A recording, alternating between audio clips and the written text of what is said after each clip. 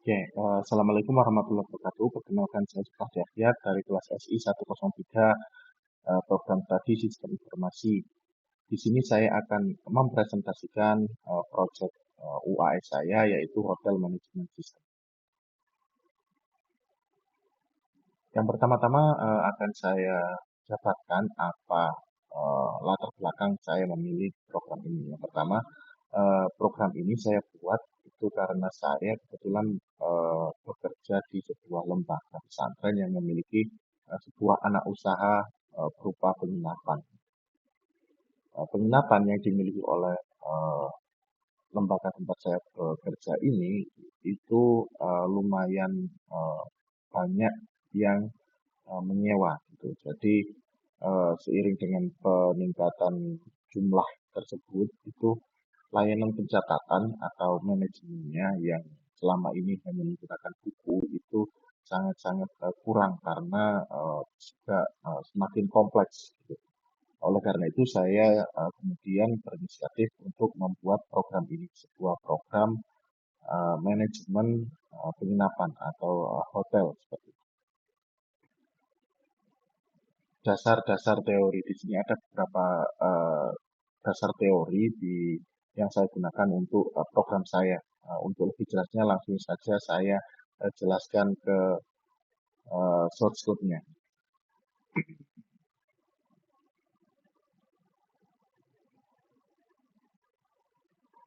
Oke, baik, sekarang kita ada di Visual Studio Code. Di sini ada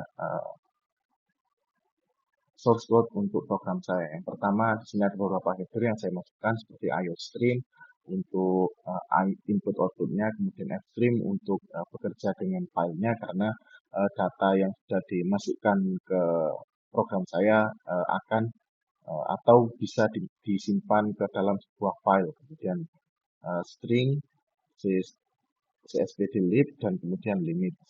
Kemudian yang kedua adalah saya menggunakan using namespace std untuk standar library IOStream untuk header IOStream. Kemudian kita definisikan dulu maximum atau jumlah maksimal ruangannya. Di sini saya menggunakan 10 sebagai jumlah ruangannya.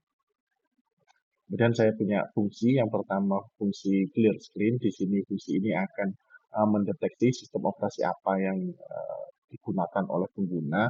Nah, jika sistem operasinya adalah Windows, itu nanti sistemnya akan melakukan atau melakukan pembersihan layar dengan CLS. Kalau di sistem lain seperti sistemnya Unix, sistem operasi Unix itu menggunakan clear. Kemudian ada struct untuk room atau ruangannya. Jadi struktur datanya adalah integer. Yang pertama untuk room number, untuk nomor ruangan, kemudian string, guest name itu untuk uh, tamu, nama tamu. Kemudian boolean is occupied ini untuk menentukan apakah ruangannya itu sedang dihuni apa tidak. Kemudian ada integer, stay length itu untuk uh, jangka waktu menginapnya. Kemudian saya juga menggunakan uh, stack dan queue untuk memanage data saya. Di sini saya ada stack dan menggunakan template class dari stack.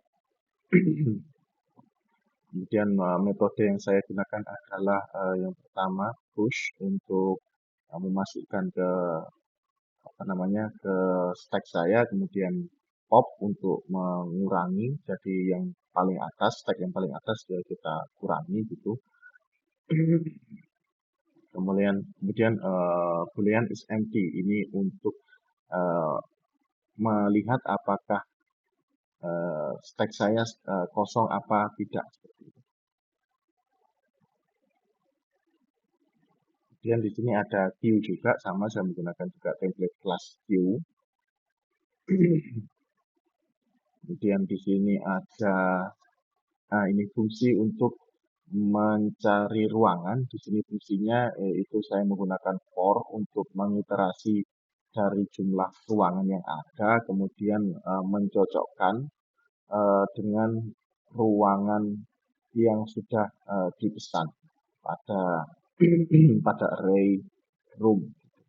Jadi di sini ada I, kalau ketemu berarti ruangannya ada, kalau tidak berarti ruangannya tidak ada. Kemudian di sini ada fungsi yang digunakan untuk menampilkan ruangan yang tersedia. Jadi yang pertama kita masukkan nomor ruangan yang akan kita cari gitu, kita cari semuanya ruangannya dari ruangan yang ada. Kemudian saya menggunakan looping for iterasi for, jadi pengulangan jumlah ruangan semuanya. Kemudian jika ruangannya itu tidak sedang dihuni atau jika ruangan tidak is not occupied gitu, maka kamarnya akan ditampilkan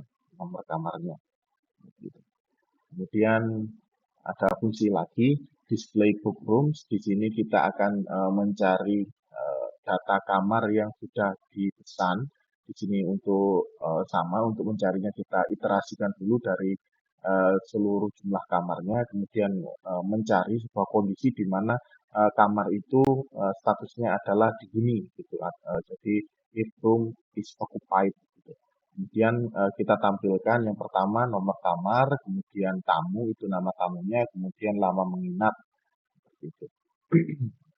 Kemudian ini ada fungsi save room to file. Ini jadi menyimpan data yang sudah kita input ke dalam sebuah file. Di sini filenya adalah rooms.txt gitu. Terus data apa saja yang disimpan? Yang pertama nama nomor ruangannya, kemudian nama tamunya, kemudian statusnya, apakah sedang ditempati, apa tidak, kemudian lama menghuninya, seperti itu. Kemudian kalau sudah selesai ditulis, kita close dan kita tampilkan data kamar berhasil disimpan ke file, lalu kita tekan enter untuk membuka. Kemudian selanjutnya ada load room from file, jadi ini untuk meloading atau membuka gambarnya, membuka teksnya, membuka datanya dari sebuah file yang sudah kita simpan tadi. Nah, jika filenya tidak ada, akan keluar notifikasi bahwa gagal membuka file data. Kemudian jika ada, maka filenya akan dibuka dan dibaca. Ini saya gunakan di awal untuk sebuah program. Jadi kita load dulu filenya sebelum programnya kita mulai. Kemudian kita ada fungsi lagi untuk mengedit data ruangan. Di sini kita masukkan nomor sebuah kamar yang datanya akan kita edit. Kemudian kita cari dulu kita cari dulu ruangannya dengan menggunakan find room, fungsi find room yang ada di atas tadi itu. Kemudian kita ubah.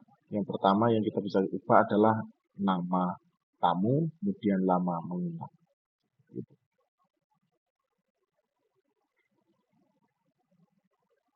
Kalau ternyata dari pencarian tidak ada, berarti kamarnya sedang kosong gitu, jadi tidak ada yang menempati. Kemudian di sini ada fungsi lagi delete room data. Ini digunakan untuk menghapus seluruh atau menghapus data dari sebuah kamar yang sudah dipesan. Gitu.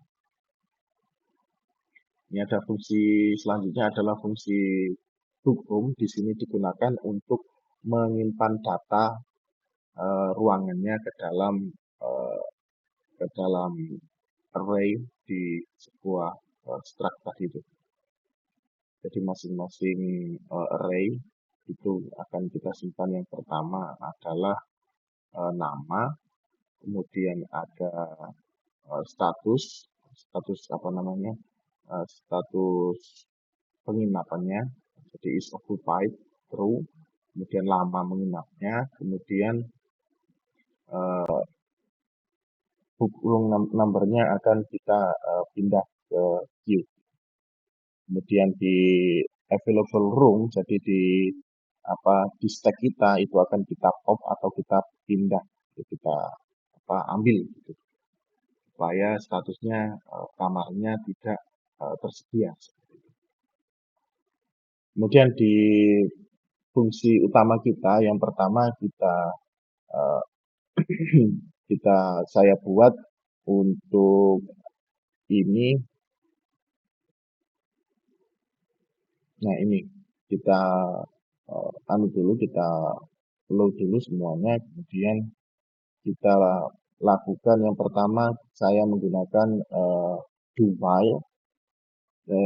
Ini saya gunakan untuk memuat menu yang akan eh, berbagai fungsi tadi itu. Misal memesan kamar, kemudian mengecek persediaan kamar, menampilkan data, menyimpan data, menghapus, dan lain sebagainya.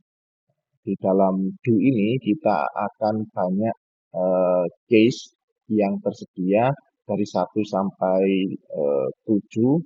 Jadi kalau 7 itu untuk pilihan keluar, dari 1 pesan kamar, kemudian 2 cek ketersediaan kamar, 3 tampilan kamar.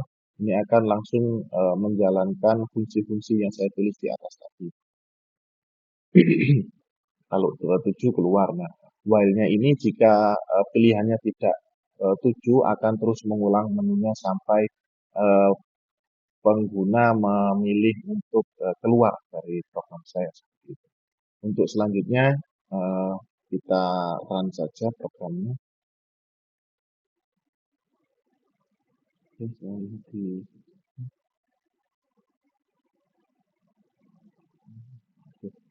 kita langsung masuk ke aplikasinya. Yang pertama kita akan coba untuk memesan kamar. Itu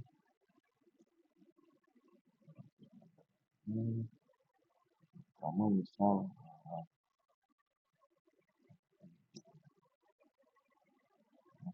kamar yang misal kamar bahasa itu besar. Oke. Kemudian kita cek dulu ketersediaan kamarnya. Saya tadi memesan kamar dengan nomor 1. Ya, kamar nomor 1 sudah tidak ada, jadi sudah dikeluarkan dari stacknya. Kemudian kita lihat kamar yang sudah dipesan. Ya, kamar nomor 1 dengan tamu Ahyat, nama menginapnya 2 hari. Kemudian kita simpan dulu ke file,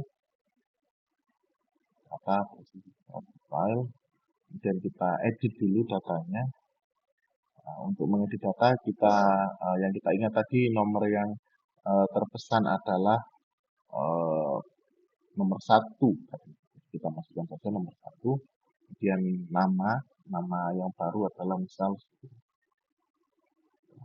nama depan saya. Kemudian lama menginapnya dari 2 hari kita lupa menjadi 5 hari. Data kamar berhasil diperbarui. Kita lihat tampilkan kamar yang sudah dipesan. Ya, sudah berubah namanya, masuk nama menginapnya. Kemudian kita hapus datanya, data yang sudah kita pesan tadi. Nomor yang akan dihapus adalah nomor 1. Kita kalau baru dihapus, kita cek lagi apakah masih ada di dalam data kita kamarnya, atau sudah dianggap sebagai sudah tidak tersedia lagi, sudah tersedia lagi, jadi kita sudah keluar. Kita cek persediaan kamarnya. Ya, kembali dari nomor 1 sampai nomor 10 tersedia kembali. Jadi kurang lebih demikian dari saya. Sekian. Wassalamualaikum warahmatullahi wabarakatuh.